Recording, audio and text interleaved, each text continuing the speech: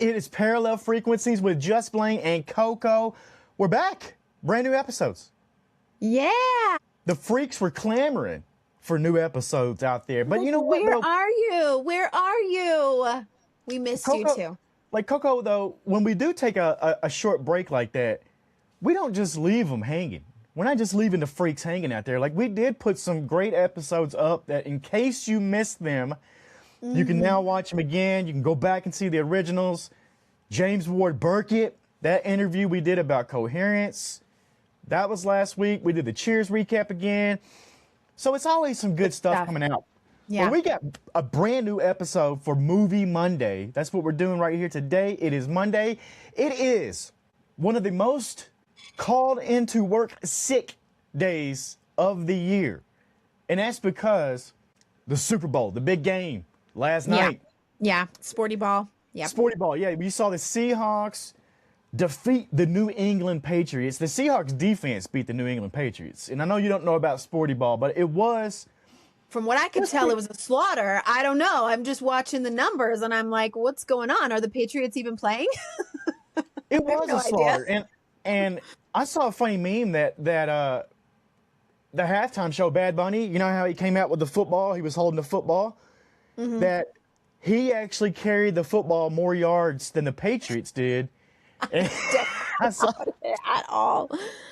Yeah, he's like, while I'm here, I'm just going to go ahead and do a touchdown. You know, while I'm doing this halftime show thing, just go ahead and land one. He did. So he got more yards than the Patriots offense did in the game. And yeah, for some people, it was a boring game. But if you like defense, that was the one to watch because that was probably one of the best defensive efforts in the Super Bowl history, which is always cool to hear. I'm big into the biggest in history. You know, I love all the records because in any of these sports nowadays, because you're talking about 60, 70, 80, 100 years in baseball. So when one of these records falls to me, it's like, oh, that's a big deal. Like, let's look at this. You know, not that there were any records, but yeah, it was one of the best defensive efforts ever. Now, let's talk about that halftime show that caused so much controversy before it even happened. Yeah. Which is crazy, you know? I don't get it. I don't either. I thought it was the beginning of the halftime show itself was a cinematic view of the sugarcane fields in Puerto Rico. Yeah. And I thought that, I was like, oh man, they're about to take us on a trip, like a whole journey. And it was beautiful storytelling all the way through for a culture that needs to very much be represented. I'm not sure what the hate was there. You know, I do know. Yeah. I'm not naive. Well, Puerto Ricans, you know, being citizens of the United States since 1917. So not sure what the issue is, but all I can say is the music, I love it. The drums, oh my gosh. So you know, the game itself could have gone any way. It wouldn't have mattered to me. I would have been over there cooking in the kitchen and eating snacks and doing Sudoku, whatever I was doing anyway. But when the halftime show goes, I'm like, kids, this is why we watch. This is what it's about. And we're up dancing, listening to those drums. Yeah. I have friends that are Puerto Rican. They said that the power lines was really epic for them. So they were like, if you know, you know. But yeah, I thought it was fantastic. Love that music. Well represented. If you looked real close, you saw certain celebrities in there, not just Ricky Martin and Lady Gaga, who were beautiful. Oh my God, that was awesome. But the Cardi B was in the background. Yeah, oh yeah. Don't we all? Don't we all? Like, we were kind of talking about that. Everybody should. Me and Lindsay were talking about that as he popped up. We're like, yeah, he's a heartthrob to all. Good-looking man. Oh, and a sweetheart, from what I can tell. Yeah. And he can sing his ass off. I mean, that was beautiful what he was singing. He was singing a Bad Bunny song. But yeah, you saw Cardi B was even in the background. There was a couple of Major League Baseball players in there. It was incredible. I thought it was incredible. And the music. I said this, and that clip went out again yesterday from Parallel Frequencies back months ago when I said he was my Artist of the Year 2025 before they even announced him. I was already on to this music, you know, and I love it. You weren't alone, apparently. Yeah, absolutely. I was not. And somebody in the comments actually said that somewhere along the lines of you like Latin music, you just don't know it yet. And that's really it. It's like you're not gonna hear stuff like How that can and not you? move to it. I Yeah. loved it. Oh, for I sure. thought it was great. There was other stuff. There's you know what, and this is not a new thing either. The alternative halftime show to the Super Bowl. That's not a new idea. The best Super Bowl halftime or alternative Super Bowl halftime moment of all time belongs to the WWE when they had an empty arena match and Mankind, Mick Foley, and The Rock, Dwayne The Rock Johnson, beat the hell out of each other in an empty arena match. And they waited till the Super Bowl halftime to start this match. And I guarantee you that was probably the most watched alternative or halftime show of all time. One of my favorite moments of all time. But yeah, bunch of Okay. controversy about that. We won't talk about that other show, but that's not a new idea. I just want to throw that Yeah. out there because people were acting like, oh, this is, sure, it was a lot going on and a lot of thought and opinions behind it all. Not a new idea. WWE did it a long time ago. But yeah, it was great. It was amazing. That's all you can say. Loved it. Cultural- We're not a sporty ball family. We don't usually watch those types of things. The best we ever get at getting together on a Sunday and watching something that is sports related is the Indy 500 we watch every year. That's about it. So coming we up. just It's like coming to up. eat snacks. So that's Yeah. what we did. I love that. I love that. So what are you watching Other lately? than What you watching on your break there? So after the, Super Bowl's over and all the Olympics are going on too. Let's not forget about Yeah. that. We're in a run. If you like sports, if you like competition, we're in a beautiful run of sports going on right now. Olympics, Super Bowl, all this stuff going on. The racing's coming back. F1's coming back. All this stuff's coming up. But you know what I caught on the break was this hyped up movie on Netflix with Ben Affleck, Matt Damon, The Rip. I watched this movie. I'm not usually that big on these, cop movies, dirty cop. I'm not big on those. Not usually, because they're all the same to Yeah, me. me neither. But this one, the two of them guys crushed it. Some of their best performances. And also, they turned this dirty cop movie more into like a whodunit. It's almost like a Knives Out Yeah. mystery. And I enjoyed it. It was 2 hours long, a thrill. It was a ride the whole time. I think we should break it down on a movie Monday here. Yeah, we're definitely going to add it to our list. I got to watch it too after you mentioned it to me, and I was like, all right, let's give this a go. Again, not something I would have normally picked out of a lineup of movies that I'm choosing. When you Yeah. do your whole Netflix scroll. That's what date nights look like nowadays. People don't actually watch movies. We just scroll through streaming platforms until we get tired and say there's nothing on and we go to bed. Add like But 8 if I'd things to your scrolled it- watch list, and you're done. Yeah. Exactly. I probably wouldn't have even added it to my watch list, honestly, just because it's not usually my typical thing. I'm like, all right, cops, thriller, whatever. Maybe I'll get Same. around to watching it someday. But yeah, I'm glad you recommended it because I got to watch it. And it was one of those that, we probably started out, kind of doing Sudoku or doing, being distracted. And then as the movie went along, we were like, oh, wait a minute. What's going Yeah. on here? We got to pay attention. Yeah. Well, we'll add that to our list coming up down the road because that one's going to be hot for a while. What are you up to? What have you been watching? What you guys been watching over there? Well, we're not avid watchers of the Alone series, all of the seasons that have come out, but there's a couple of seasons that are my favorite, and we decided to start the new season 11. It's like Arctic Circle, way up north in Canada. Okay. But those survival shows, I got really into Naked and Afraid when I was in the hospital for a bit, having babies, and I just got watching all those episodes. Got to where I know for certain I'm not good. I would not be good at camping or being out in the wilderness.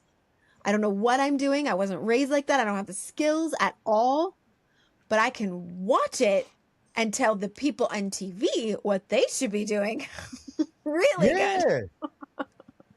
A armchair survivalist over there is what that would be known as. Yeah. Yeah. But this season 11 so far, and we're only a couple episodes into it, but they're blowing me away with their skills, creating So things. you don't think you're cut out for that? You couldn't hang it. You couldn't be out in the wilderness surviving. I think I'd probably long? tap out a few hours into it. I think A that few would be me. hours. A I don't few think I'd hours. make it a night.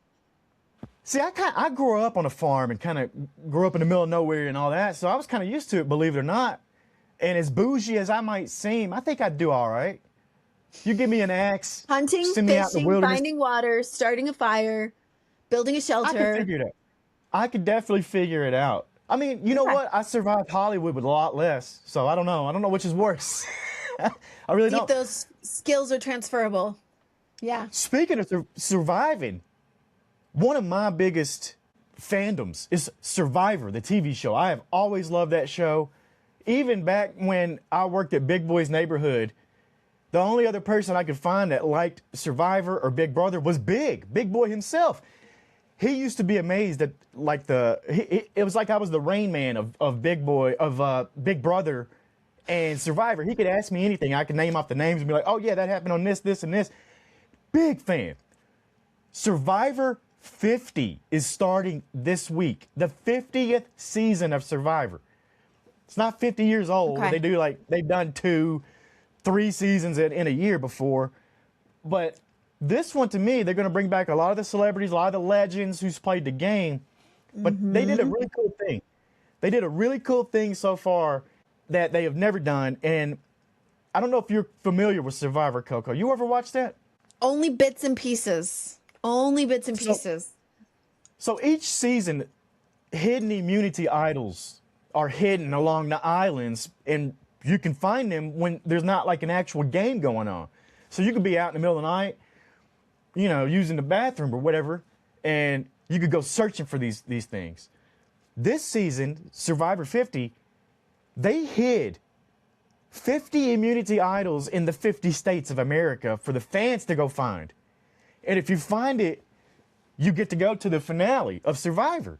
And Utah had one. We're right here in Utah. And they hid this thing and gave a clue. And it was an Antelope Island, which is a great location. Ooh, if you're yeah. Now, the clue got out, and I saw pictures and stuff from Antelope Island, and there was a 3.5, 4.5, 5-hour wait of cars lined up to try to get in. And I'm thinking this is amazing because you got to pay the park to go in there. You got to pay the park. And I'm thinking, all right, well, It's one road. It's like one road out there.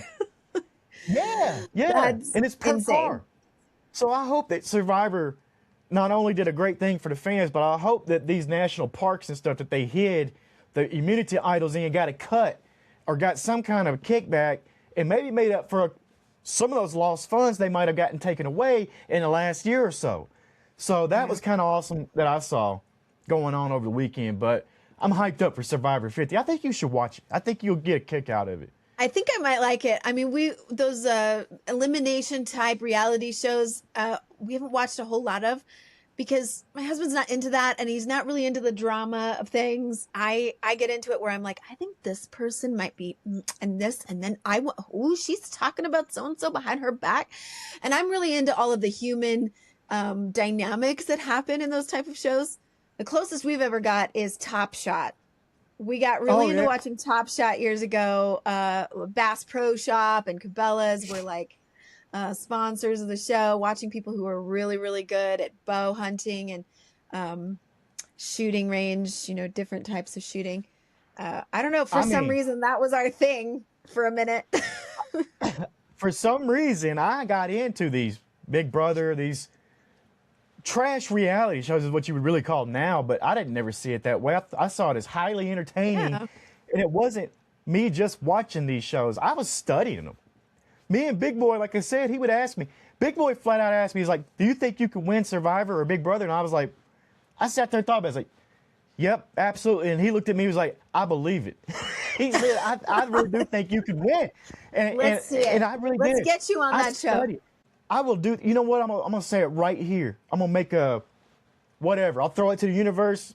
I'm gonna go on Big Brother or Survivor, and the first step to that will be putting in an application, video application. I'm going to do that. I'm gonna look and see when they're accepting them. I would love to go on one of them shows. I think I do well. I think I'm a good listener and an observer of the room, and I think I can read a room pretty well. And like I said, I've studied enough of these seasons that, yeah, I know what type of player I could probably be going in. I could see it. I think it'd That'd be be fun for terrible me. unless it was a show where there was no competition whatsoever, and the way that you win is by people pleasing and being Big friendly Brother. to everybody. Sign me Big up. Brother. I would be perfect for that. I think Big Brother would be for you then, because there's a little bit of competition stuff in there, but it's not all physical. There's some mental stuff in there, and I Yeah. think you'd be all right on Big Brother. I'm not But they just lock you naturally in the that house. one. I'm not going to be in They one of lock those you in that house. one-on-ones and I'm confessionals. I'm not going to be there being like, I'm not here to make friends. I want to win. That's not. Yeah. Well, today is I'm here. Movie Monday, and let's talk about the life of Chuck. And if you're expecting jump scares, monsters, or red balloons, I'm going to have to pull the rug out right now because this is not one of those. It is listed as a horror movie, sci-fi movie, drama, but it really does just sneak up on you sideways. It's not a horror movie or a story, but to me it's sometimes and somehow scarier than most horror movies because it's about time, memory, and that quiet panic we pretend not to feel, really. And it is one of those stories that ask dangerous questions right out of the gate. What if your whole life could be summed up and you didn't get to choose the order? That's one of my favorite things about this movie. Coco, did the structure hit you as unsettling or comforting? Because I couldn't really decide at first, starting with Act 3. Yeah, I don't know if I comprehended it the first time I watched it, and then when I was doing a little bit more research and how is this movie made and what was the premise, and then I saw that it was a reverse order. I thought, okay, because in my mind it makes sense. Some movies are that way without being overtly decisive about it. Just, we decided to start with the end. And then there are flashbacks or there's, parts of it. So that didn't shock me or come at me as odd. But it definitely makes the first act confusing a bit until you're like, wait, something's going on. Confusing in the way it's meant to be. I'll just put that out there. It's not confusing in a way that's like they messed up, but confusing in a way that kind of goes, wait, there's so much more going on here than we're being told. What's going to come of this? What are we going to find out about this? Because there's so much. So it's perfectly positioned in such a way to give you those moments later on where you're like, oh, that's from that. Oh, I saw that earlier. Okay. Oh, now that's explaining a lot, right? As you go along. But yeah, horror, Mike Flanagan. Yeah. One of my favorite horror makers. What do you call them? Horror creators. Writers, directors, all that stuff. Yeah, he's all of that. But yeah, to me, the structure of the movie felt like a dare. It's like you start at the end, the world's literally falling apart, and then billboards out of nowhere are thinking a man named Chuck that nobody knows who the hell is. Like, everybody's asking. You're like, I guess we're like celebrating his retirement or something, but why would we be worried about that? The world is falling apart. Literally. And that disorientation, that's intentional. That's the point. When we start seeing those billboards show up, though, what was your first read on that? Did you think it was gratitude, irony, something darker? What was going on? Well, there was a lot of things that came with the billboard because the billboard's already like, okay, that's significant. I know that's who the movie is about. We know that already. But, what's going on here? And then what I noticed is that there were these little things like the old movie with the dancing on TV when the guy turns on the TV and he's watching the news at first, but then he turns to this dancing. And there's something about that that's so intentional. You're like, he's not just watching dancing for no reason. That's not something somebody would normally, during an apocalypse, Yeah. normally turn on the TV and watch an old dancing scene from a movie. So it's just little moments like that that started to collect, right? Yeah, they showed us why. You know, later on in the movie, they showed us why, and it was earlier on in his life. This movie's got a lot of similarities to me to Slumdog Millionaire. The way that the contestant played Slumdog Millionaire was they asked the question, and then it showed in his life how he found that answer and how he got it. And I love the structure of something like that. Some people hate this type of structure that's out of order and Tarantino-esque. I love it. I think it's amazing when it does it like this, especially in a movie like this, because real life doesn't unfold in a neat 3-act story arc, you know? So it hits you out of sequence, grief before understanding and meaning before context. And that's what The Life of Chuck really did. I'm curious though, because you're really good about understanding moments. Do you think that we ever actually understand moments while we're in them or only after, Coco? Well, I think that there are people who are good at that and that people who are not. So, you know, we've learned about neuroscience and we've learned about how the brain is like a muscle or groups of muscles where what you pay attention to, what you strengthen in your brain and in your awareness, that becomes stronger and that becomes the way that you think. Versus, I mean, this is why people are working so hard at being more positive thinkers, more optimistic people. It takes work to be more like that, because if you're not prone to actually thinking that way, those muscles are weak. You're going to be, you know, not taking those neural pathways to think things through as much as you would to be like, oh, I'm sure this is fine. We're okay. We're going to think about it through this lens. I think there are people, I think that I have always been really good at this. And I realize now as an adult looking at it that there are people around me that don't think like this, that they haven't thought this way their whole life. And they're just now maybe in their 40s or, you know, in the age where you start to kind of come to thinking about death, middle age, if you will. You're like, my brain is shifting into a different kind of pattern where you start thinking, well, I need to really, really embrace these moments. Think about the people who, their first child versus their last child. Okay, so when you're having your first baby, you're, you might be like going through the motions of parenthood, just trying to figure it out, just trying to survive, just trying to be like, how do I make sure that this little infant gets fed all the times they're supposed to be fed and they sleep the hours we can try to get them to sleep, and you're just kind of going through it. But by the time you have your last baby, and if you know it's your last baby, and I would dare say mothers maybe are better this than fathers maybe, but to be able to look at that little baby and say, oh my gosh, this is my last one. This is my last time I'm ever going to hold my baby at this age.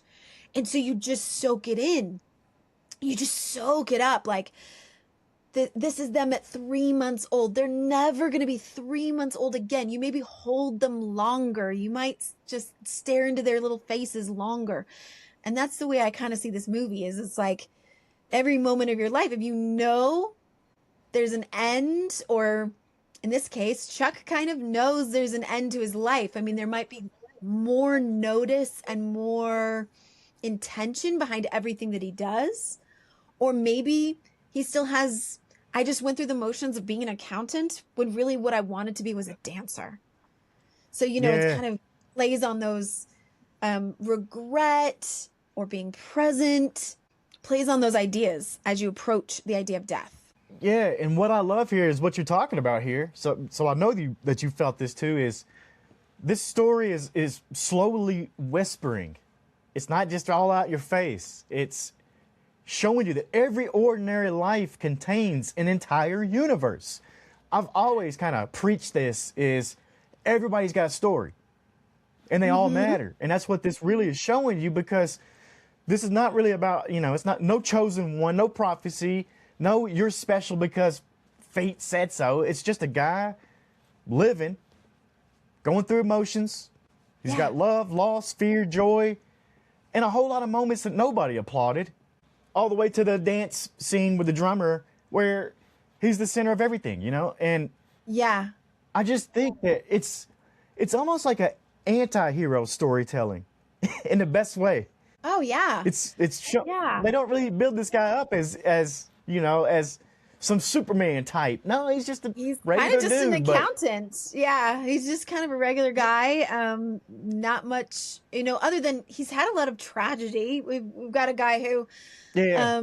lost his parents and then lost his grandmother when he was still young and raised by his grandparents. And you get this kind of like story of how all these incidences and pieces of his life made him into who he was. Why is he an accountant? Yeah. Why did he decide that instead of maybe pursuing dance as an option? Or, what was it that led up to what made him who he was? And I love the part in Act 2 with the drumming and dancing. That was probably one of my Yeah. favorite scenes ever. Is just, I love drumming. I love the heartbeat of the earth and the movement of the body and how he just couldn't help himself.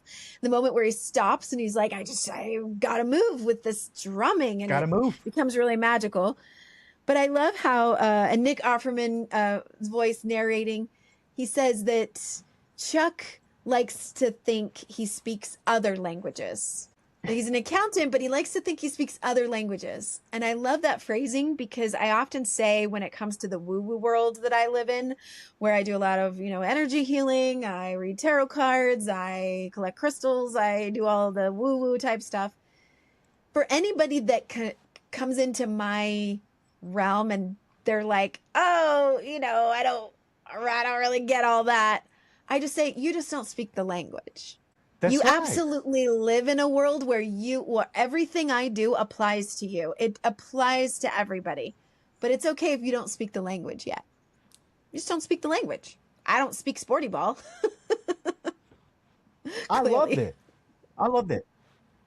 That's a great way to think about this stuff. And that's Tom Hiddleston, by the way, as Chuck. Mm-hmm.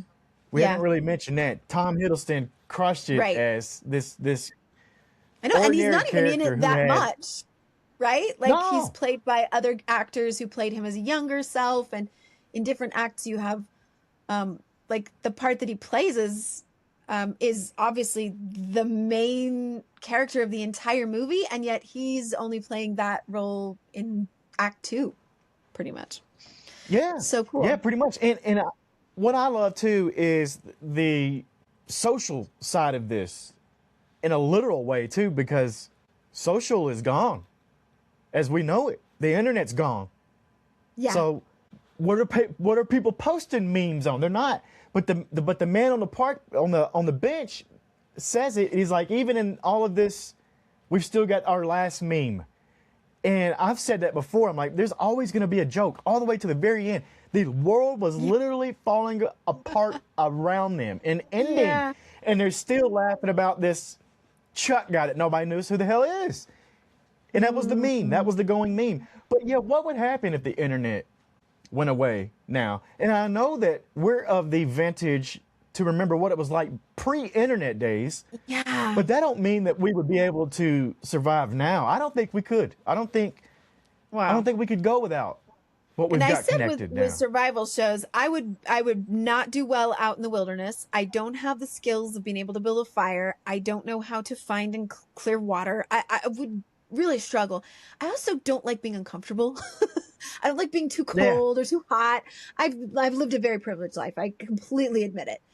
And I have liked being comfortable. But I will say that when I think about having the internet shut down and that sort of modern technology not be available to us, I think my first reaction in my body is to just be like a big, deep breath of relief to be that free. I mean, it's so sad that something was invented and innovated to make our world better and to connect us with each other more. And what it's done is it's just increased more and more obligation in our lives. We're obligated to be contactable every second of every day. And we also then depend on those memes and those things to like fill our brains with entertainment and dopamine and things we're seeking. If it was taken away and we really, all that was taken away, it disappeared from us, I think I would kind of love it. Yeah. A little You bit. know, Yeah, I would. isn't this a super radical idea, the Life of Chuck, the movie itself, to put this idea into perspective? Because in a culture that we live in that's obsessed with virality and legacy, and then yet you've got this story of the Life of Chuck that's saying your dance in the kitchen matters. You don't have to have a phone on it. Your quiet kindness matters. Your inner life matters, even if the world never notices. It's the little things that matter, and not having to put it on full display, because in the end, everybody still knew who he was. Yeah. He didn't have to go out of the way to do that. It wasn't like, what did Chuck accomplish? It was, what did Chuck feel? Yes. And that's why he felt all these things. So I Because we just think, contain multitudes. That idea that Walt Whitman part of the movie, and it keeps coming up over and over again. I contain multitudes. I am wonderful. I do wonderful things, and to think about how much. I mean, just thinking about myself. I've lived yeah, tens of thousands of lifetimes in my head with my imagination and with yep, with my perspectives and with people I've met and everything that I am, and to the point of Act 1, which is actually Act 3, the beginning yeah, of the movie, which is actually the end. Well, anyway, that part of the movie was kind of because it was apocalyptic. It was like the world's ending. It's clearly ending. We see yeah, all this stuff going on. People are realizing that it's not getting better. It's only getting worse. We're not coming back from this. I love Matthew Lillard's part in this when he's just like laying it yeah, all out and he's kind of panicking a little. But what you notice is that there's not that mass panic feeling like you get in most apocalyptic movies. You don't have this like scrambling of scientists and politicians, and they're like, we gotta like control the masses, and people are gonna riot in the streets, and there's gonna be looting. It's none of that. It's just like this kind of gentle, quiet acceptance, as Matthew Lillard's character says. He's like, it's, we've gotten to the stage of grief of acceptance. Everyone's just slowly walking home. The guy throws yeah. his briefcase on the ground and then just keeps walking. You're just like, okay, this is it. You, This is the end. you're right. There's a quiet sadness baked in to the entire thing. It's tender. It's just almost like a warm, see you guys, like everybody gave Yeah. up. But what do you This do? is it. What do you do in that situation? Everybody I mean, went to go find their loved what do you, ones. I mean, it seemed like everybody was partnering up or just going to find that person. A lot of exes were finding each other and just trying to be like, I want to be with the yeah, person that I love most in this ending. And then just as he says, and it's again comes up later, it's the waiting. That's the hard part. It's the waiting. We know it's ending. We know, and then yep, of course, this is all in Chuck's mind and body. It's his brain and his body shutting down as he's dying. Um, but it's like that.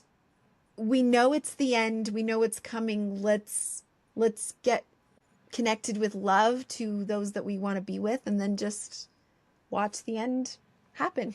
do you fit? This has got to be one of these movies that hits you different if you're in a different spot in your life. Like if you're young, it feels like a warning. If you've lived a little, it feels like a mirror. If you've just lost somebody, it feels like a hand on your shoulder.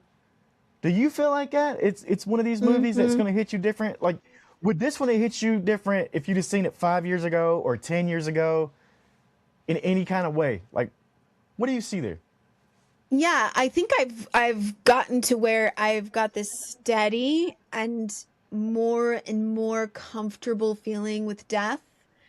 And not to say that there aren't moments where I wake up at 2 a.m. with like a Yeah, feeling like I'm marching towards death. What am I doing with myself? Like what am I doing? But I think that that's a gift. I think it's a gift to know that we're Yeah. mortal, that whether we have 39 years, as Chuck has, thanks for the 39 years, Chuck. I mean, that's not Yep. very long. But then you look at the movie and it shows his life and you go, but he did all these, he lived these wonderful moments. The dancing in the kitchen, like you said, it matters. And the one moment that he had with the drummer and the girl that he danced with, they're never going to forget him. He might not have had a Nope. famous TV show and, or, you know, his handprints on in Hollywood. He's not going to be immortalized by a statue of some kind and millions of people know his name. But there's going to be those Yeah. few people he touched throughout his life. And that matters. That matters for something. We all get to have that. They're full of gratitude, is what it is. He gave moments to thank him, and it really shows you that even if the world is collapsing, there's still room for gratitude to thank people.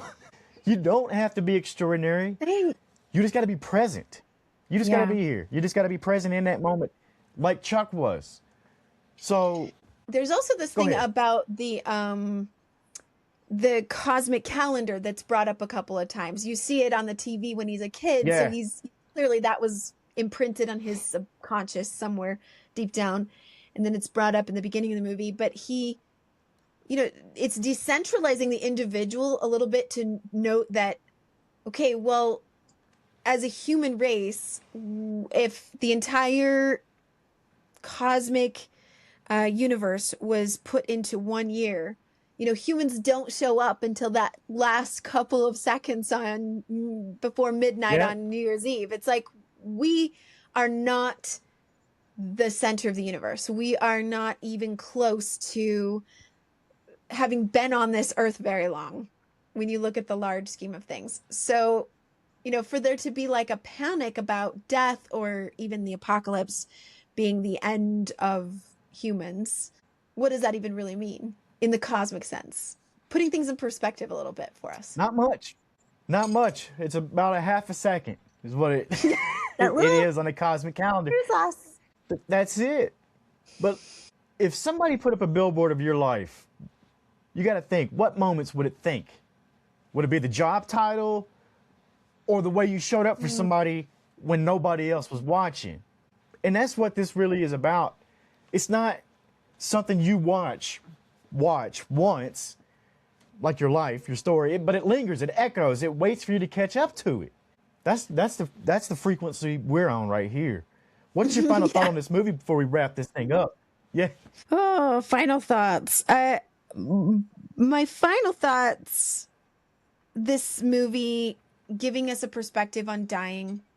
Again, I had to include it because we finished up with last month, Come See Me in the Good Light. We had a lot of really great movies and shows. We talked about life and dying, and I felt like, well, we got to sneak this one more movie in about that topic, because it really kind of highlights for us, and this is what really good movies and shows do. You walk away going, I'm going to do my life differently after seeing that movie. I'm going to notice moments more. If I know I'm dying any day, at any moment, nobody knows how long we have. And even Mark Hamill, the grandfather, he had this special ability to be able to see how long people had. Well, what good did that do him, really? He lived in such grief and fear. He was an alcoholic. He was not coping well with that knowledge, clearly. But to be able to say, Chuck makes this decision, like, I'm going to move my life as if I hadn't seen that and then live every day. And so it's about life. It's about the waiting.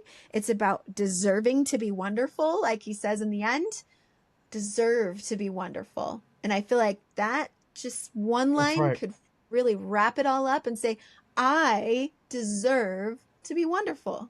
Absolutely. And if the life of Chuck teaches us anything, it's that every single one of us is carrying a story worth slowing down for.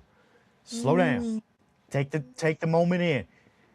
And you know what? If the universe ever collapses and thanks you, I hope it's for living honestly, not perfectly, because that's the only thing that we can do.